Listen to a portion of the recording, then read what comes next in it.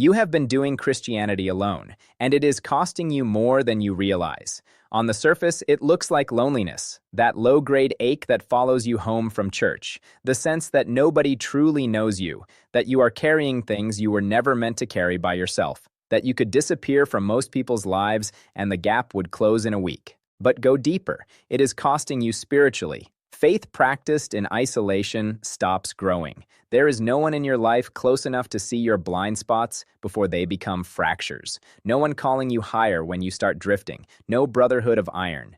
Just you and your quiet time, and the slow, private erosion that nobody around you is close enough to notice. And it is costing your children something they cannot yet name. They are growing up watching you do life alone, watching you carry weight alone, watching you worship alone and come home unchanged. They are not just observing your faith, they are inheriting your structure, and the isolated Christian life you are living right now is the template being laid down inside them for the next generation.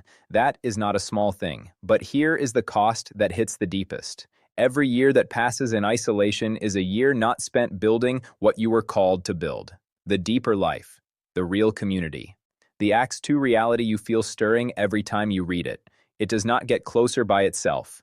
And the enemy does not need to destroy your faith to win. He just needs to keep you alone long enough that your life passes and you never step into what God actually called you to.